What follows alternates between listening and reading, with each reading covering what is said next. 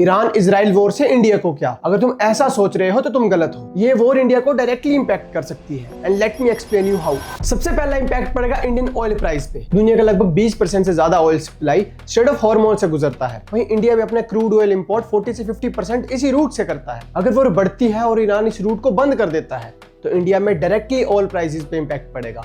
Diesel और petrol महंगा हो जाएगा। सेकंड इंपैक्ट पड़ता है इंडियन रेमिटेंस में। आज गल्फ कंट्रीज में लगभग 1 करोड़ इंडियंस रहते हैं जो हर साल इंडिया में हजारों करोड़ डॉलर्स भेजते हैं, जिससे इंडिया का फॉरेन रिजर्व एक्सचेंज बढ़ता है और रुपी स्ट्रॉन्ग होता है। अगर वॉर बढ़ती है तो इसका डायरेक्ट इंपैक्ट इनकी जॉब्स पर पड़ेगा, जिससे इंडियन इकोनॉमी पर भी फर्क पड़ेगा। थर्ड इंपैक्ट पड़ेगा सेंट्रल एशिया ट्रेड पर। ईरान इंडिया का एक स्ट्रेटेजिक पार्टनर है जो इंडिया को सेंट्रल एशिया में ट्रेड करने के लिए एक रूट और कनेक्टिविटी देता है। अगर वॉर ऐसे ही चलती रही और ईरान अनस्टेबल होता है तो इंडिया सेंट्रल एशिया में ट्रेड करने की कनेक्टिविटी और रूट खो सकता है। फोर्थ इंपैक्ट है स्टॉक मार्केट इंपैक्ट। वॉर के दौरान अनसर्टेनिटी बढ़ती है।